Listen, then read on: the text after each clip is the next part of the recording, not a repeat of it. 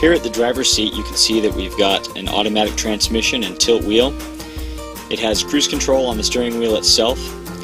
The HVAC controls for air conditioning and heat are on the dash, and you also have an AM/FM CD touchscreen radio. This doubles as a rear view backup camera when you shift to reverse, and if you push the cam button on the radio itself, the backup camera stays on the entire time that you're driving. Over here on the door, you've got power windows and power door locks. Those door locks only operate the driver and passenger door. You'll have to use your key for the main entry door. Also, your mirrors are manually adjustable.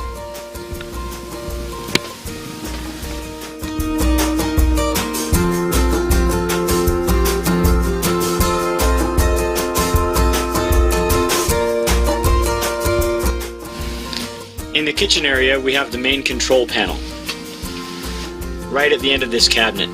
On this panel, we have our tank level sensors. So you can see right here it says LPG. That's for our propane tank. I'm going to press that button. It shows that our propane tank is full. You can also check your batteries, fresh water, black water, and gray water. It's very common for black water and gray water tanks to show something other than empty, even if you've just emptied them. It's common because the sensors inside the tanks become wet, and if you've just emptied them, they're still wet, and so they may still register full. Also, you can turn your water pump on.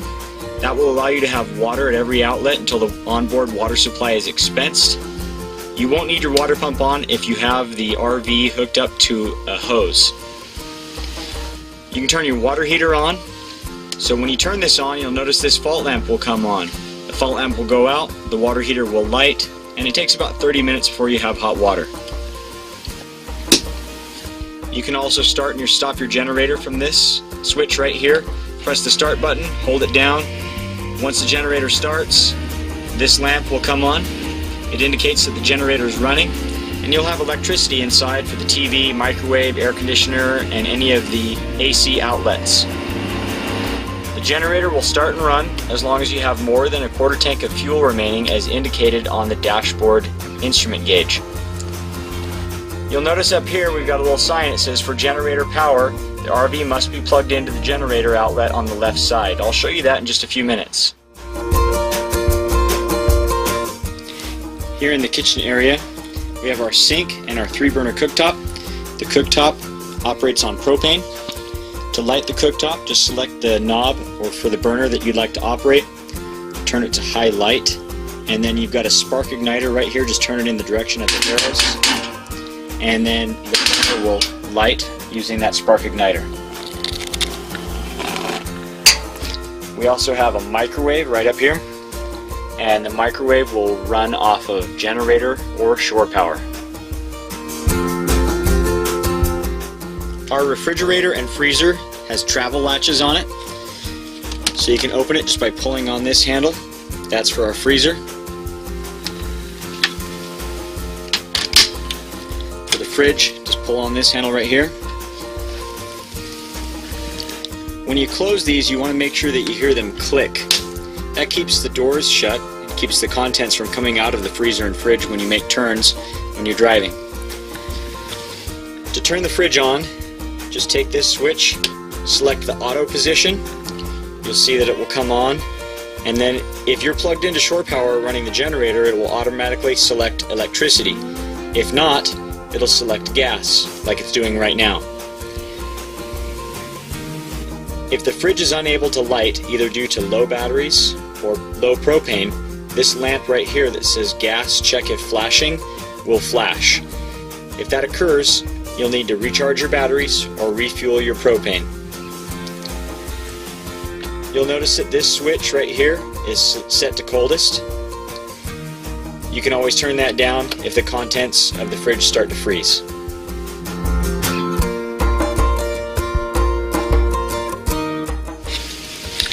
On the roof of the RV is a roof-mounted air conditioner.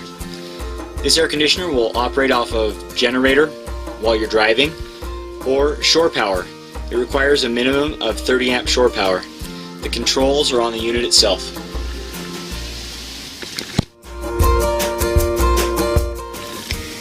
The thermostat for the furnace is mounted on the wall, just above the master bed. To turn the furnace on, take this switch right here, push it towards the rear of the motorhome, and then you can select your temperature with this little slide right here. The furnace will come on and will heat the coach to the desired temperature. The furnace requires batteries and propane. If either gets low, the furnace will just blow cold air. So you'll want to make sure before going to bed that you have your batteries fully recharged, and you can do that by either running the generator or being plugged into shore power.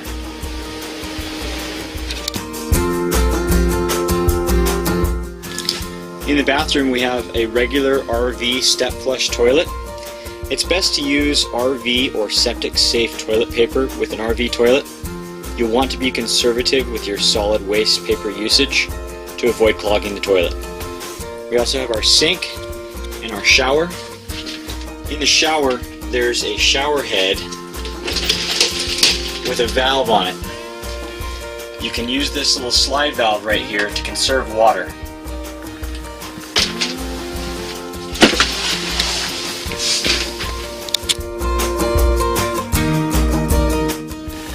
Up front we have the overcab bunk.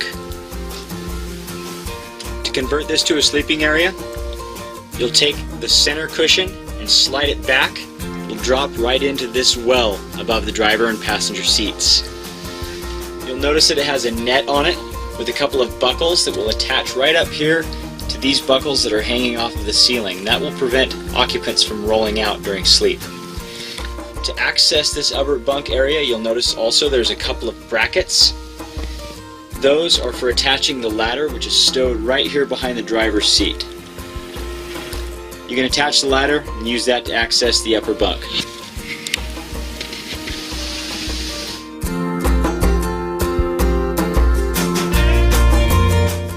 At the front passenger side of the RV, there's a DVD player and television mounted on an arm. There's also your remotes for both the TV and DVD player. The TV will swing away from the wall. Both the TV and DVD player will operate off of generator or shore power.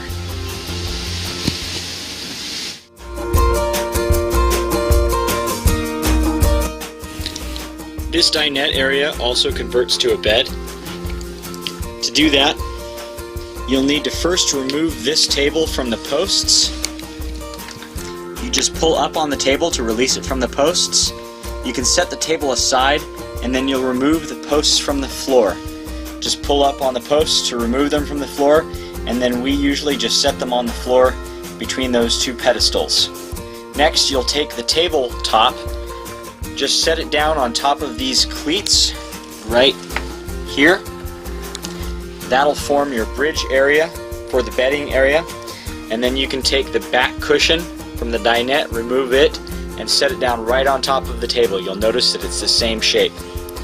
Next, you can remove the corner pieces and set them aside, and then you'll have a sleeping area large enough for 2 people.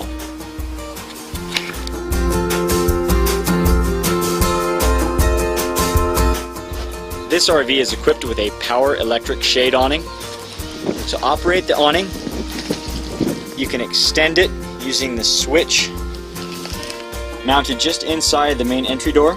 It says extend or retract. I'm going to press and hold the extend button. You can see that it's extending. The awning will not operate if the engine is running. This prevents accidentally extending the awning while you're driving the coach. Once it reaches full extension, you can release the switch and enjoy the awning. You want to make sure that you pull it in if it gets excessively windy or if you're not with the coach. To retract it, simply press the retract button on the main switch. I'm going to press and hold the retract switch until the awning is fully retracted firmly against the side of the RV.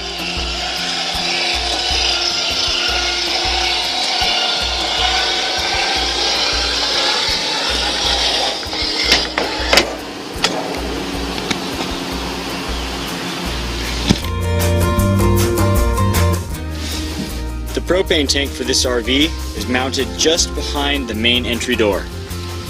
You've got a gauge your fill cap, and your main valve.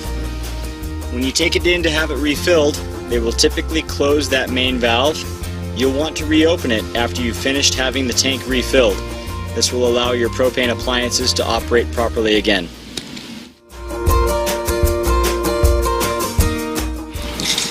When you pick up the RV, the tires will be inflated to the recommended inflation pressure that's listed on the sidewall of each tire. We recommend that you check your tire pressures when you stop to fuel and do a visual inspection of your tires. A low tire can be a safety hazard, so you'll want to make sure that you have your tires properly inflated during your trip.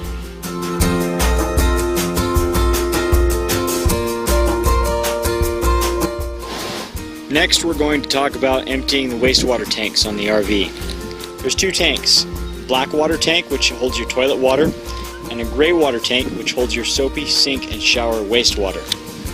So to get started, you'll first want to remove the end cap on this bumper tube. The bumper tube holds the sewer hose. So you can just take the sewer hose and remove it entirely from this bumper tube. Next, you'll bring it right over here and connect it in place of this quick disconnect cap. Rotate the cap counterclockwise and then it will remove from the pipe.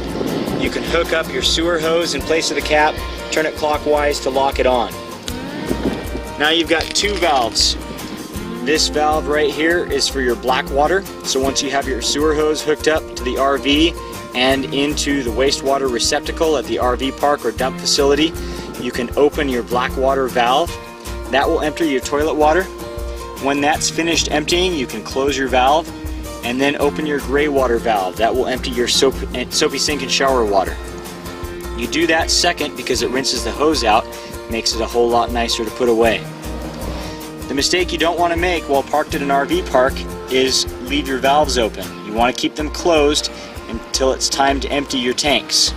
This prevents accidental clogging and odors coming from the sewer system.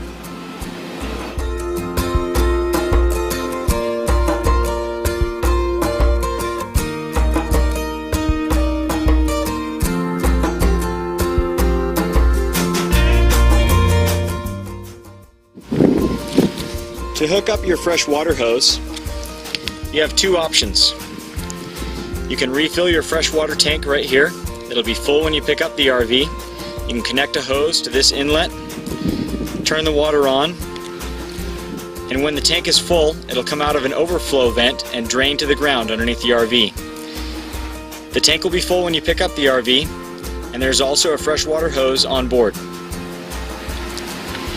Right here is your city water connection. If you hook up a hose to this connection and turn it on, it'll pressurize the lines on board the RV. It will not fill the fresh water tank, but you'll have an unlimited supply of fresh water to all of the outlets inside the RV.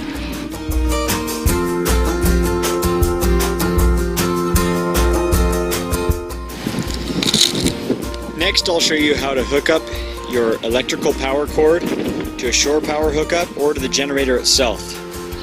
So you can see on this box, we have a little sign that says generator outlet and power cord. I'm going to open this box. You can see in here that we've got a 30 amp power cord with a 30 amp connector on the end of it, and it's currently connected to the generator outlet box. I'm going to disconnect that. That's our 30 amp cord. There's about 20 feet of cord inside that box. You can pull that out and connect it to a 30 amp outlet.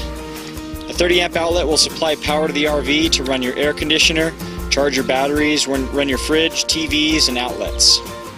We also have a 20 amp adapter inside this box.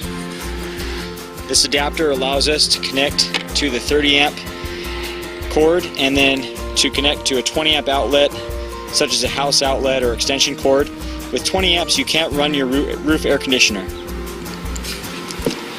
If you're not hooked up to shore power, you want to have this cord hooked up to the generator outlet right inside this box here. I'm going to plug that in right now. That way when we have the generator running, it will power the RV.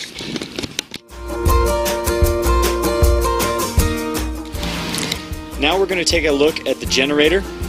The generator runs off of the gasoline that's in the main fuel tank. It only starts and runs if you have more than a quarter tank of fuel remaining.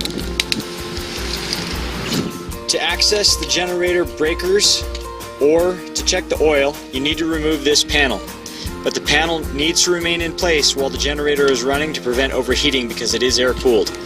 To remove the panel, just take these black knobs, twist them to the open position, and then you can remove this cover. Inside the cover here, we've got a circuit breaker, and it's located right here. You can see it's pointed out or towards the driver's side. That's the on position. If you overload the breaker will trip, just like a house. You can see it says off right now. You'll have to reset it manually, so you can come out here, turn the breaker on. That will restore electricity. You'll notice that if you trip the breaker, the generator will continue to run, but you won't have electricity on board. You can also check the oil right here with this dipstick and refill it. And again, make sure you have the cover in place if the generator is running. If you're dry camping and you don't have electrical hookups for the RV, we recommend that you run the generator a minimum of 2 hours a day to maintain your batteries.